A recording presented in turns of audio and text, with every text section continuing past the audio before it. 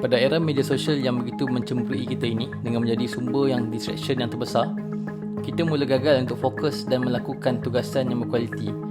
Studi daripada McKinsey pada tahun 2012 telah menyatakan kebanyakan pekerja eksekutif syarikat menghabiskan 60% daripada kerja mereka dengan komunikasi elektronik dan juga internet searching, dan cuma 30% daripada waktu kerja yang digunakan untuk melakukan tugasan kerja. Pernahkah kita terfikir apa yang membezakan world class performer dengan kita?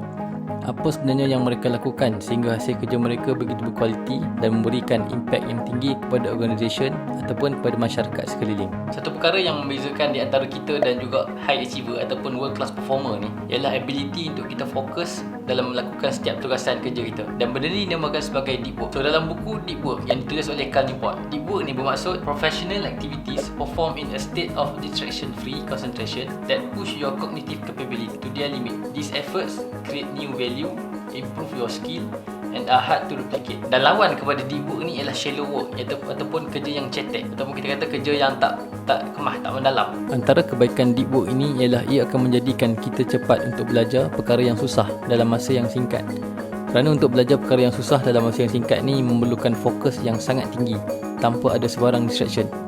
Dan deep work juga akan membantu kita untuk produce hasil kerja yang sangat berkualiti at elite level. Dalam buku ni, Cal Newport bercerita yang antara punca utama kenapa kita tak boleh untuk fokus ataupun tak boleh nak melakukan deep work ni ialah sebab gangguan daripada media sosial. Ada media sosial, ada nak kena reply email, kemudian platform communication yang macam-macam lagi lah. So ini antara benda yang menyebabkan kita gagal untuk kita fokus dalam setiap tugasan kerja kita. Dan bila kita sembang pasal deep work ni, dia memerlukan masa yang panjang untuk kita fokus dan melakukan tugasan kita tu dengan baik. So especially kalau kita belajar benda-benda yang baru, orang yang memahami ataupun orang yang mampu untuk deep work ni, dia akan boleh memahami satu perkara yang susah tu dalam masa yang singkat dan sangat cepat. So dalam buku ni, Cal Newport telah meletakkan 4 rule untuk menjadikan kerja kita ini deep.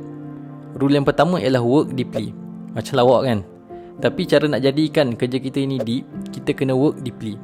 So the idea is that kita kena block our time to focus, in which that time tak ada social media, tak ada Microsoft Team, melainkan task yang kita nak buat tu.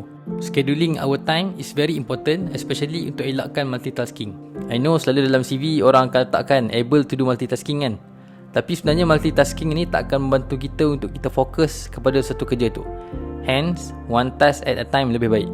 Rule yang kedua ialah embrace boredom. Nak bina ability untuk fokus pada masa yang lama ni bukan just one shot je dan kita boleh buat benda tu. It take time dan memerlukan praktis untuk kita jadi orang yang fokus. So antara contoh macam solat, zikir, meditation ni antara benda yang boleh membantu kita untuk kita gain fokus ataupun increase fokus kita dalam setiap tugasan kita.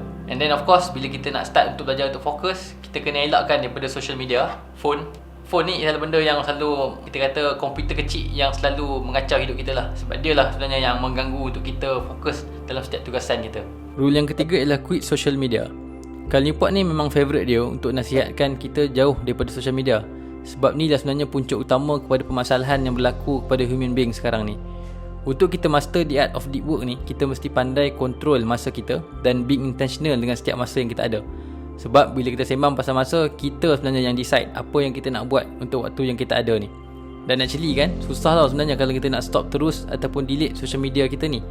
At the very least yang kita boleh buat maybe kurangkan penggunaan dia. Dan rule yang terakhir adalah drain the shallow. Maksud kata kita kena elakkan kerja-kerja yang shallow ni. Contoh kerja shallow ni adalah kerja-kerja minimal, kerja-kerja remeh task yang ada dalam setiap tugasan kita. Kerja-kerja simple yang memerlukan kita katakan kerja-kerja yang clerical. So kalau boleh kita keep it minimal, dan kalau boleh kita delegatekan task-task yang clerical ni kepada orang lain. So kita kena make sure apa yang kita buat ni is very impactful dan memberikan kesan lah kepada organisasi yang kita berada. So conclusionnya, kalau kita boleh bina habit deep work ni sebagai rutin dalam setiap tugasan kita, memang kita akan jadi high performer lah dalam setiap tugasan kerja kita. Memang orang-orang yang hebat, contoh macam Bill Gates, Elon Musk, merupakan di antara orang yang memang guna habit deep work ni dalam setiap tugasan diorang, and that's why lah diorang jadi apa yang macam diorang sekarang ni kan. So I think that's all untuk video kali ni. So kalau you guys suka pada video kali ni, boleh tekan like dan jangan lupa untuk subscribe pada channel ni, dan kita jumpa pada minggu depan. Bye bye.